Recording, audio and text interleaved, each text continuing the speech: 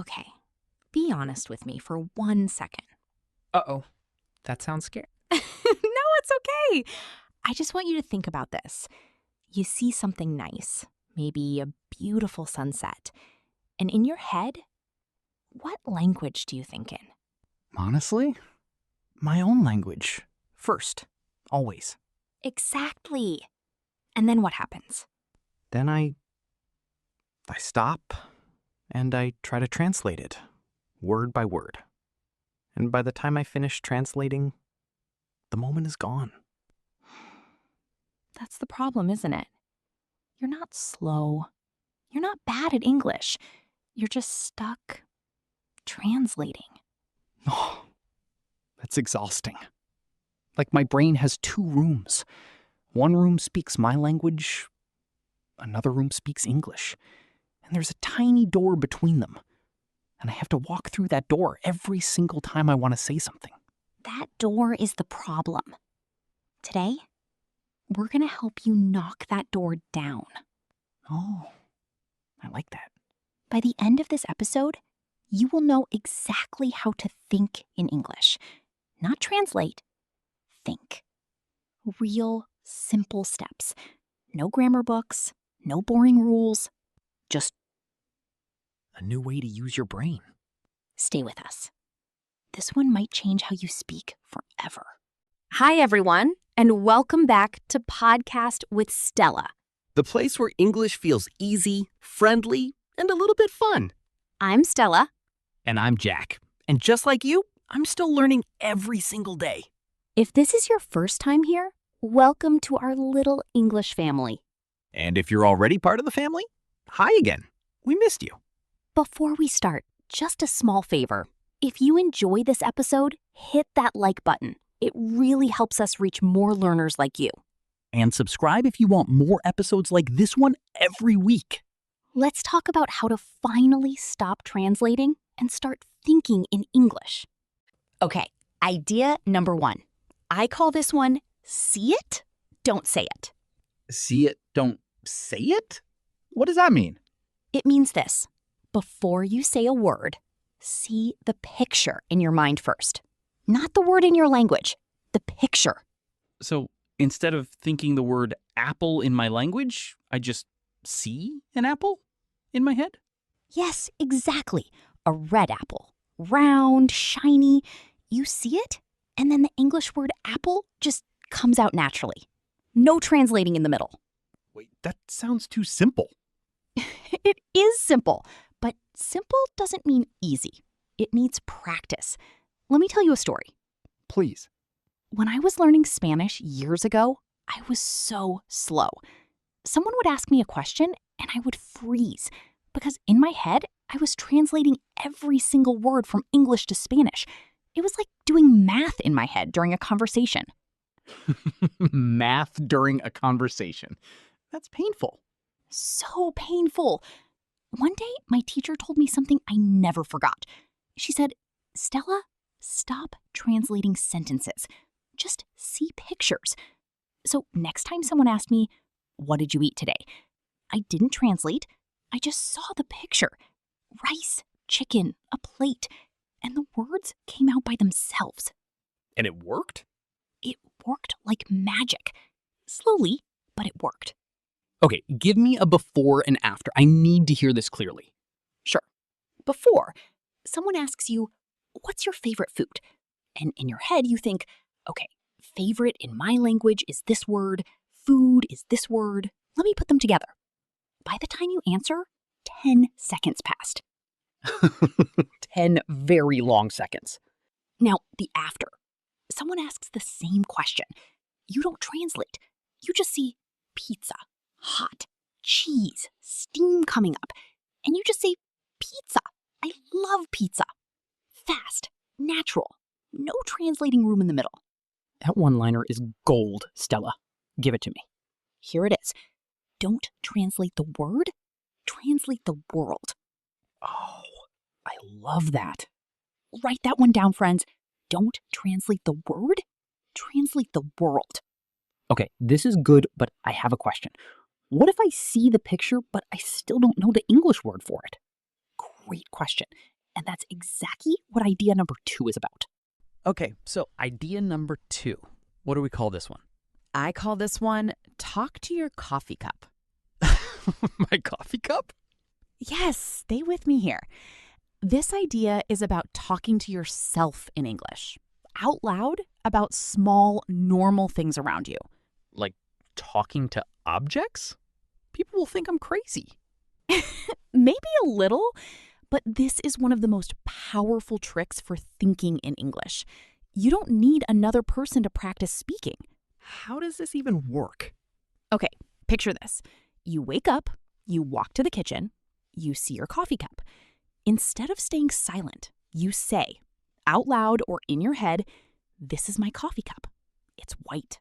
It's a little dirty. I need to wash it." Simple sentences about simple things.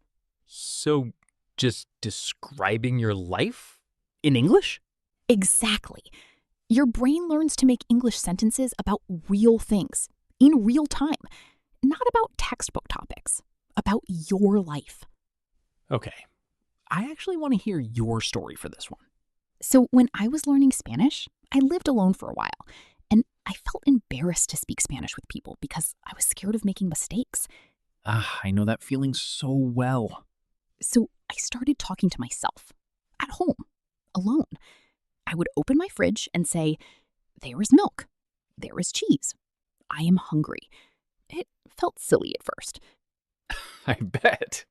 But after 2 weeks, something happened. When my friend asked me, "What did you eat?" the sentence just came out easily because I had already practiced saying similar sentences alone 100 times.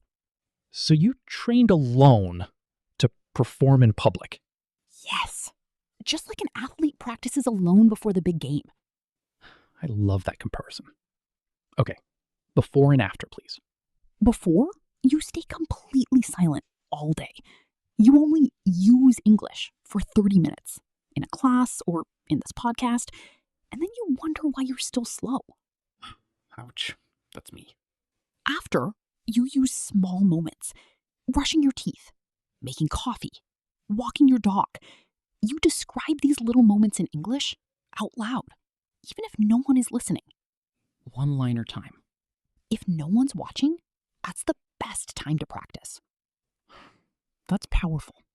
Because we always wait for the right moment to speak English, but the right moment is alone, in our room. Exactly. Can I be honest about something, Stella? Always. Sometimes I feel really alone in this journey. Okay. My heart is full, but I'm ready. What's idea number 3? I call this one borrow before you build. Borrow before you build? Explain that one to me. Okay, imagine you want to build a house.